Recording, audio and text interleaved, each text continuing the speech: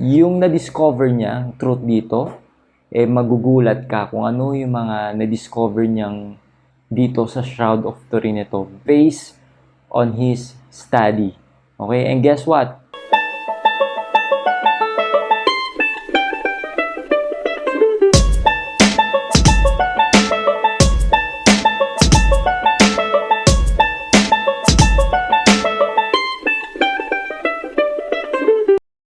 Hi, Adrian Milag here and welcome again to my vlog. At kung bago ka dito sa aking YouTube channel, make sure na mag-subscribe ka at click mo yung bell button sa baba ng video na to para lagi kang updated sa mga bagong vlog na gagawin ko. Meron akong tanong sa'yo. Naniniwala ka ba sa Shroud of Turin? Naniniwala ka ba na itong cloth na to, itong burial cloth na to, naniniwala ka ba na ito yung mismo ginamit na pambalot kay Jesus Christ nung after niyang mamatay sa krus? Alam mo ba na itong Shroud of Turin has different meaning sa ibang tao? May ibang tao tinitignan to na as an object of veneration. Yung iba naman iniisip na forgery lang to, gawa-gawa lang to, painting lang yan, hindi yan totoong dugo. Yung iba naman, tinitignan, this is a medieval curiosity. Ito ang nakagulat. Merong isang Jewish scientist, naniniwala siya based sa mga nakalap niyang information, sa study niya for almost 20 years. He believed that this is the exact burial cloth na ginamit kay Jesus Christ. Because of the evidence that led him to see the meeting point between science and faith. Sabi niya doon na never daw magko-contradict ang science and faith. Actually, ang science, tinutulungan tayo nito na maintindihan natin yung God's creation. And they should not oppose each other. Hindi sila dapat mag-contradict. Because science will lead you to the truth. Yung na-discover niya, truth dito, magugulat ka kung ano yung mga na-discover niyang dito sa Shroud of Turin ito based on his study. Okay, and guess what? Ang pangalan ng scientist na to ay si Barry Schwartz. And take note, Barry Schwartz is a Jewish scientist. Hindi siya Katoliko, hindi siya Christian, hindi siya believer.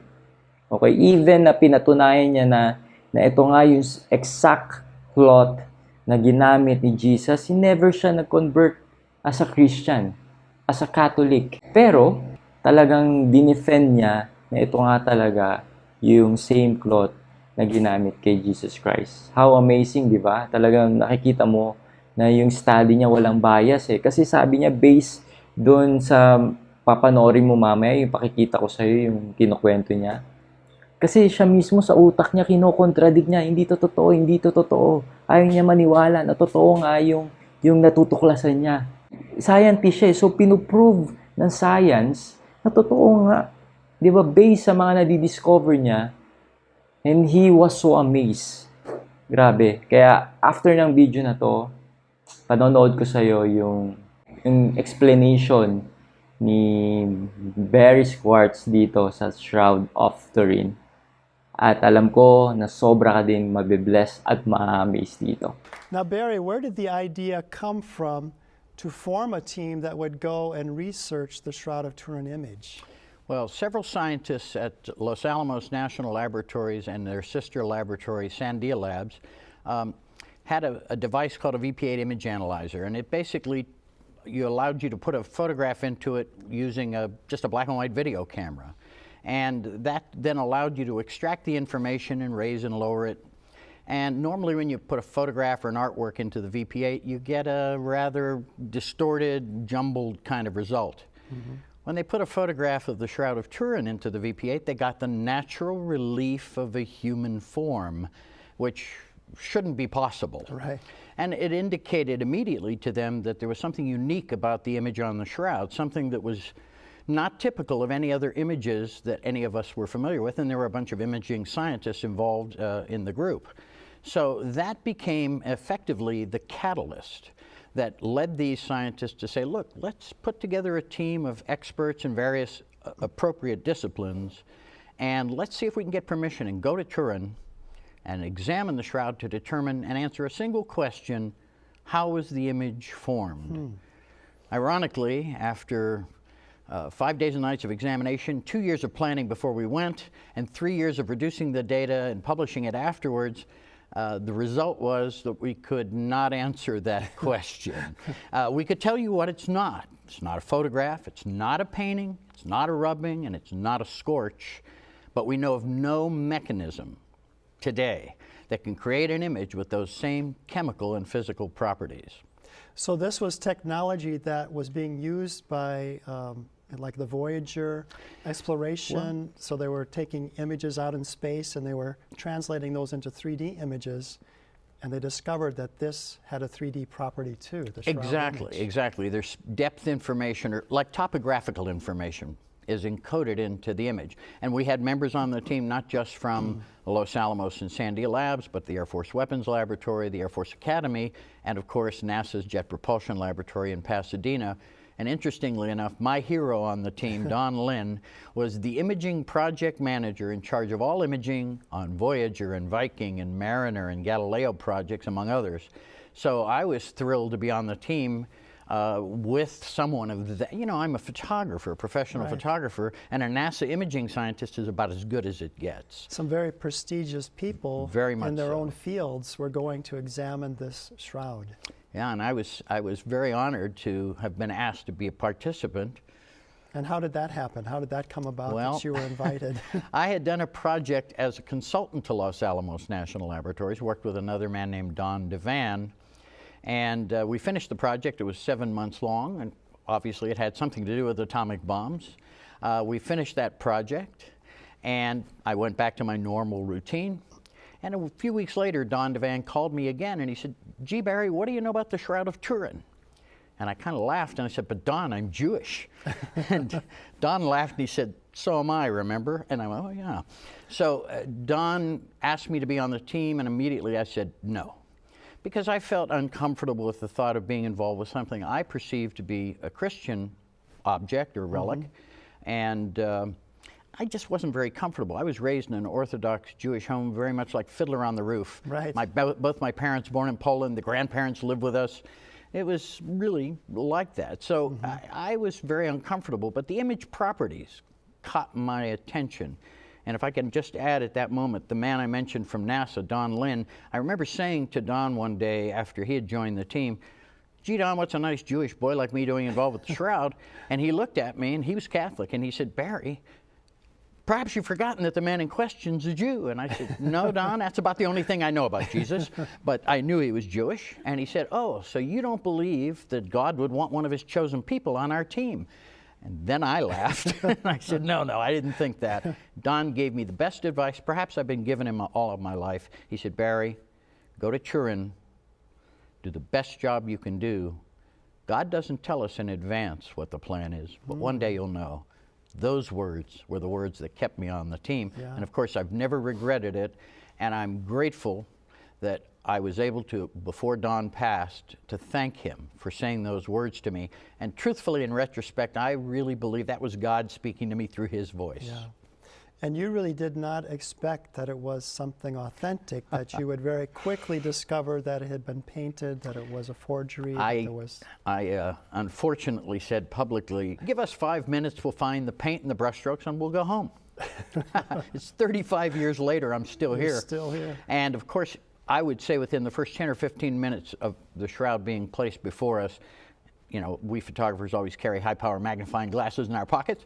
I immediately started looking for paint and brushstrokes, and guess what? There is absolutely none on that cloth, other than a few microscopic particles of paint that came from copies of the shroud that were painted by artists through the centuries and then permitted to be laid onto the cloth to sanctify. Oh, I see. And so a few paint particles would come off, but in the images, in the area of the image, there's absolutely no more of those microscopic particles than there is in the non-image area. That is not what forms the image on the shroud. What was some of the equipment that you brought with you to examine the shroud? I know you said you were very careful not to damage the shroud in any way. Every test that we designed, and we spent 17 months before we left planning and designing our exam, every test was designed first to be non-destructive. We didn't want to cause any harm to the cloth. So rather than, so to find a way to fasten it so that we could raise it up and look at it, they designed and fabricated a steel table so we could fasten the shroud to the table with magnets, thus causing no harm. Ironically, it had been on public display, and when they took it off public display and brought it to us, it had been thumbtacked onto a piece of wood. And here they are taking out the thumbtacks, and I'm looking at it and thinking all the trouble we went through to preserve it, and they had already crucified the shroud. Oh, boy. So when you arrived there, was the church involved in the research? Were they overseeing it and telling you what to do, or Father, dictating that sort of thing? At the beginning, you have to remember, first of all, the owner of the shroud until 1985 was King Umberto, the last Duke of Savoy of the royal monarchy of Italy. He was in exile in Portugal, but his family, the Savoy family, owned the shroud for about 600 years. So our primary permission came from King Umberto. He and his family had always had the church be the custodians, the caretakers of it, and so we needed, of course, their permission as well. So we developed and created a 70-page test plan detailing every aspect of every experiment, which they saw and ultimately approved. But as far as carrying out the research, was the church involved in telling you you can do this or you can't do that? Actually, I was shocked at how they distanced themselves away from us. The king had an emissary there. There were two priests there. Monsignor Catino, who was the keeper of the shroud, had several of the keys of the three keys to the reliquary. Monsignor Carmelo, who was the pastor of the cathedral, and they sat and observed. They absolutely had no bearing on anything we did, and they intentionally stayed back so that it would not appear that they were trying to influence the science, and I promise you they had absolutely no impact on what we did other than to observe. They were just observing, so it was really faith and science working together to come to the truth. Right? And of course, you and I discussed this earlier, but you know, my definition, I always hear this, that there's this war between science and faith. And I thought about it long and hard, and I came to realize that science is simply man's attempt to understand God's creation. So why should they be opposed to each other?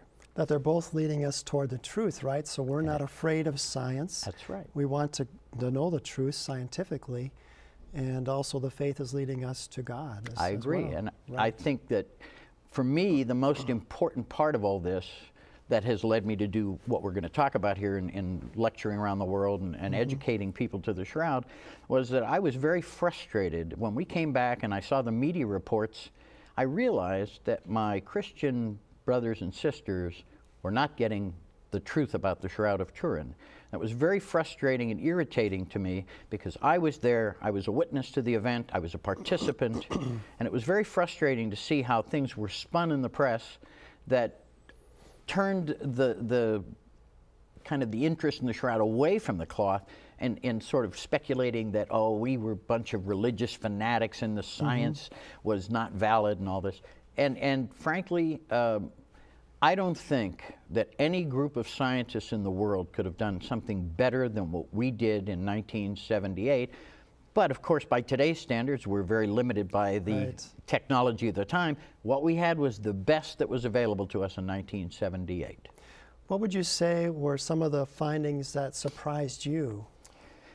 Well, I'm not certain that I was too surprised by much, but there were a few things about the shroud that were hard for me to grasp. And the first one was something we noted almost immediately. I was with Vernon Miller, who was our chief scientific photographer, a dear friend of mine, passed away. And Vernon and I looked at the shroud. We stood next to each other, and we saw that the blood was still reddish or crimson in color. Vern had a lot of experience in forensic work, and he and I both knew that old blood is supposed to turn brown or red, or black rather, and not red, and not stay red. And that was kind of a deal breaker. Both Vern and I just kind of looked at it and went, nah, that's when I thought maybe that's paint. But it turns out that the blood chemist on our team, Dr. Alan Adler, another Jewish member of our team and a world-renowned blood chemist, did the analysis and proved, and you'll find me using that word only occasionally, but we proved that the blood is not paint or pigment, but actual human blood.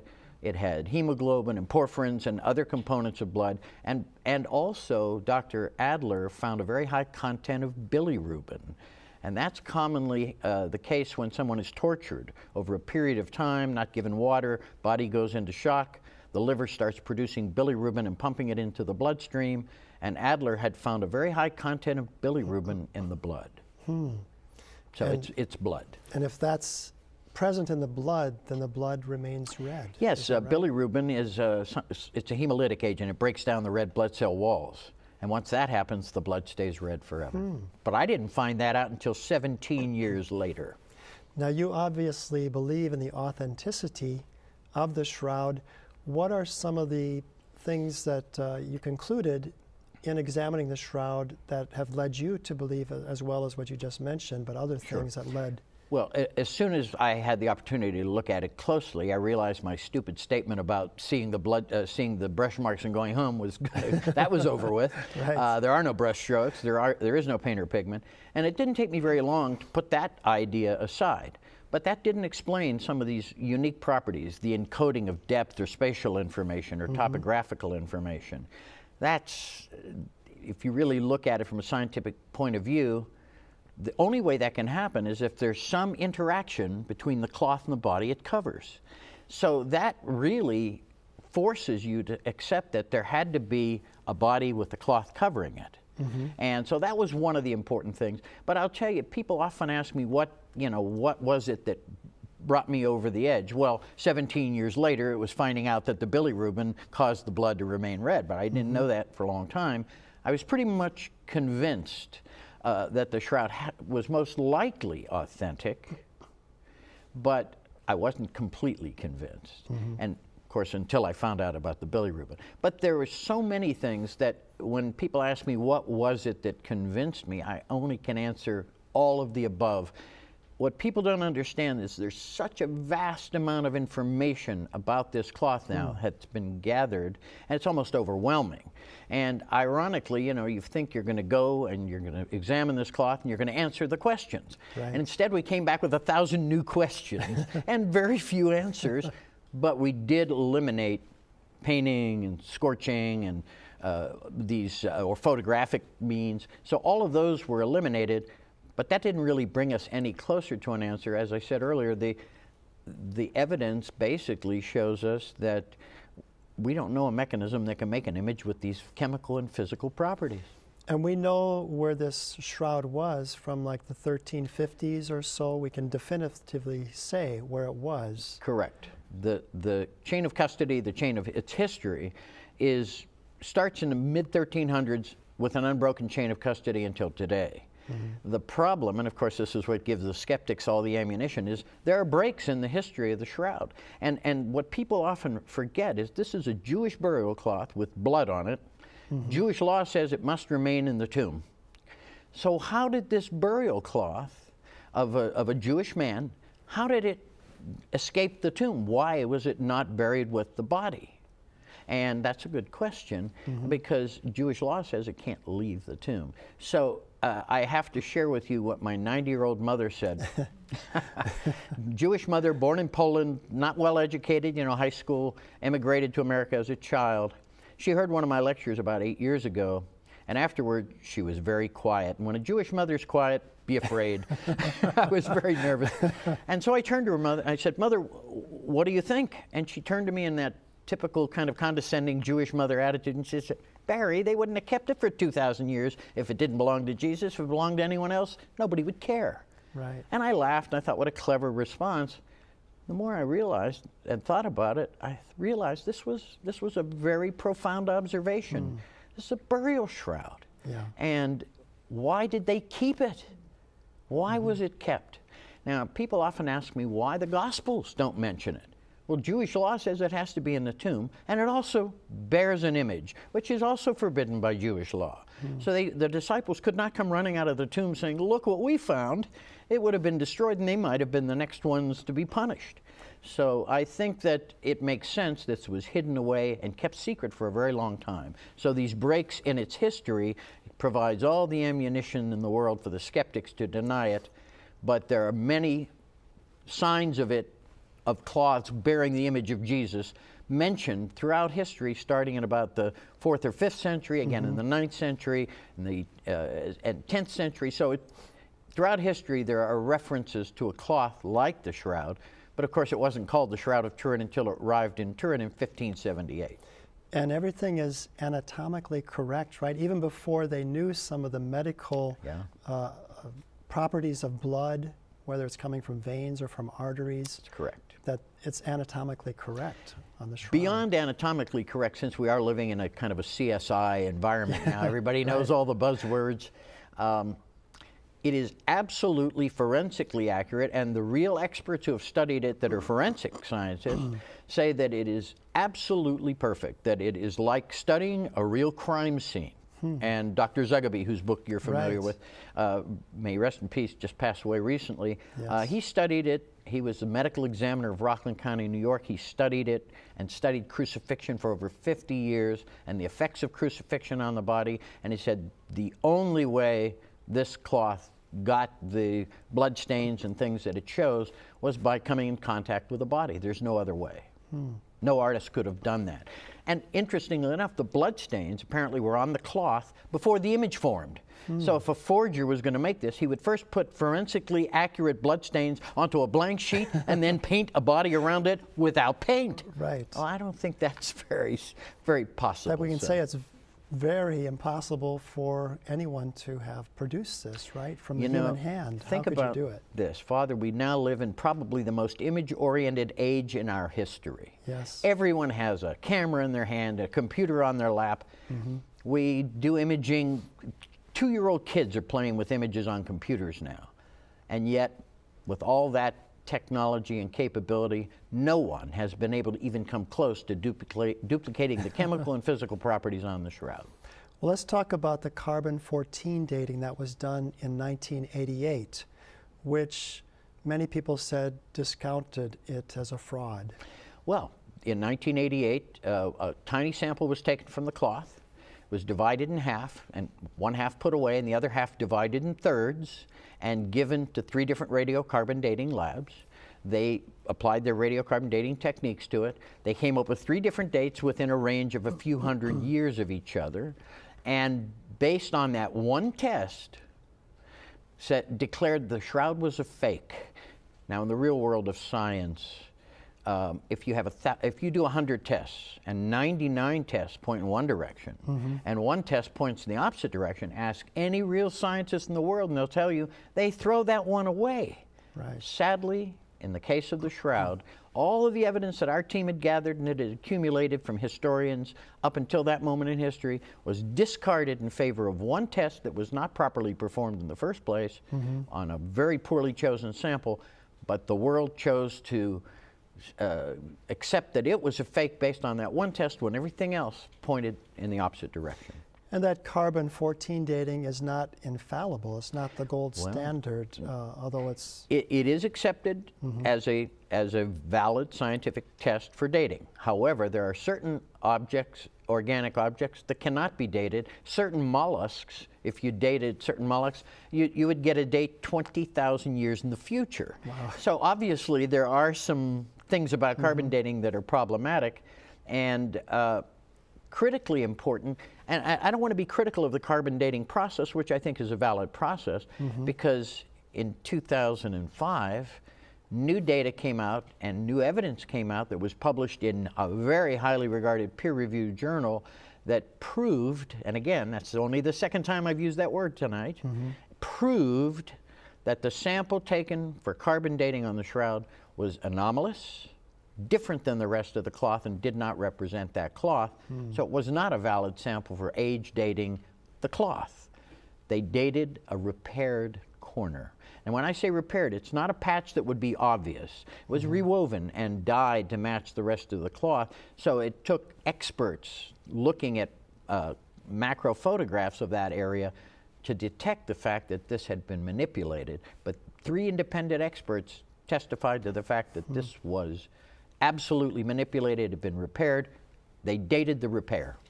I saw the TED Talk that you gave in Rome on the shroud, and you quoted the words of Sherlock Holmes. Maybe you could. Sure. Sir Arthur Conan Doyle was one of my heroes when I was young. I read everything he wrote. And once I got the word about the bilirubin from Dr. Adler and understood why the blood was red, that was the last thing left. So I applied the rule that Conan Doyle spoke through the lips of Sherlock Holmes, who said, if you eliminate all the possibilities, whatever remains, no matter how improbable, is most likely the truth. And with that axiom applied, I realized I accepted the shroud had to be authentic at that moment in time. That if you look at the totality of the data, not just one test, but the totality of the data, that's the conclusion that leads you to. And see, that's the point, that's what happened to me. I had a long period of time, almost 20 years, to contemplate. And remember, I had access to everything. I was a participant. I had held it in my hand. And so I think that it was the accumulation of data and not any one item, but all of the above that was the answer to what ultimately convinced me. And trust me, Father, I was looking for any excuse to deny it. I have to be honest. I'm talking to a priest. Of course I have to be honest. Well, for our viewers, you know, at the Shrine of the Most Blessed Sacrament, Mother Angelica has an exhibit of the Shroud of Turin. And this is one more reason for you to come here and to visit EWTN and the shrine to see this life-size representation of the Shroud of Turin. And I learned, I didn't know this before the show, that Barry was involved in that as well. Those are my photographs. Those are our life-size backlit transparency photographs that I guess it was about 10 or 15 years ago. I was approached by a mutual friend, a gentleman who runs a shroud center in Richmond, Virginia. He had already obtained them for his shroud center, and he said that he wanted to donate a set of them to Mother Angelica because she was building a shrine in Hanceville. And so downstairs, I've never seen it other than in a few photographs. 4 of my life-size photographs of the shroud are on display, and I'm thrilled to hear they're still on display there.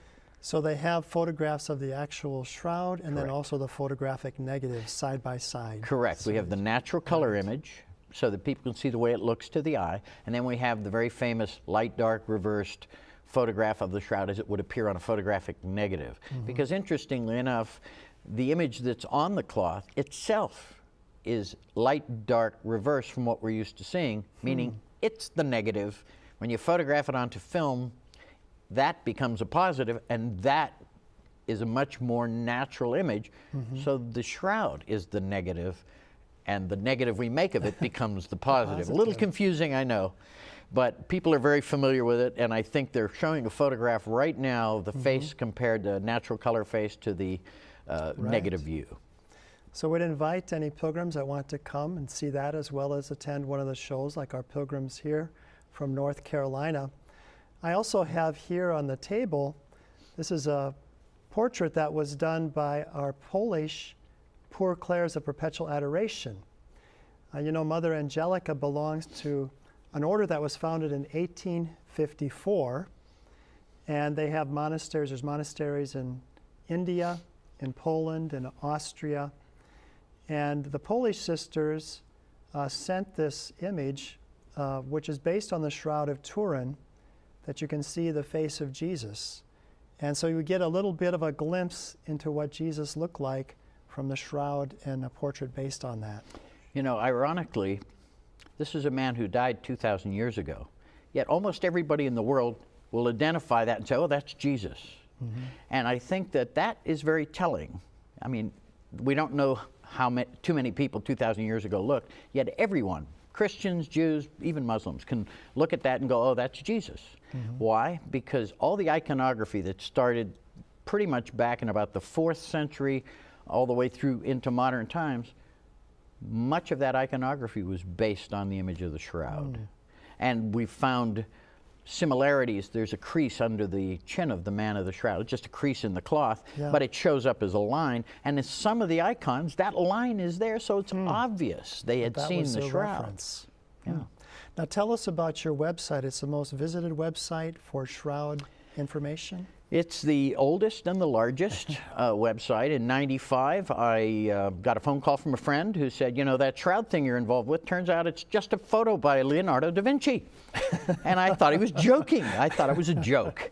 And I said, where'd you get that? Because Da Vinci, well, the shroud was being shown 100 years before Da Vinci was born. Now, he was a good artist, but he wasn't that good. So I asked him, where did you get that information? And he said, well, my wife and I were checking out at the grocery store. And there it was on one of the tabloids.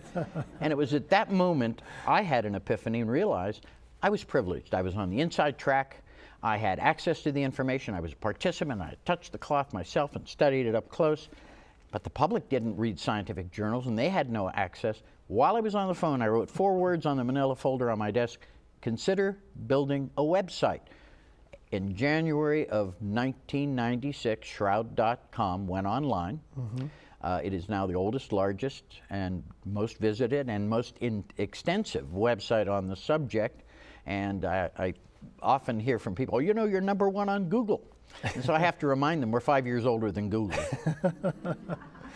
So you have great resources like scientific studies that were done in the shroud. You have large images, number of images that are available there. And Lots of photographs, many papers. It got so big I had to put a search engine on so I could find what I'd put somewhere. It got so large. It has virtually everything. There's a list of speakers. There's a list of shroud centers around the world. I can't even think of it all. It's huge. There's a huge book list, the definitive book list of something like 1,400 books that have been written on the subject are listed. So it's really an extensive resource and continues to be a primary resource for those who wish to study the shroud. The idea being to preserve all this data so that future researchers don't have to start from the beginning again. Right. And so I'm very proud to have been able to do that. And of course, I never expected it was going to grow the way the internet did. When I started in '96, a few kind of geeks and computer nerds. Well, those were the ones on the internet. Then, of course, a few years later, it exploded. Hi! Thank you for watching. Na-bless ka ba sa vlog kong to? So kung na-bless ka, please like, share, and mag-comment ka sa baba ng video na to.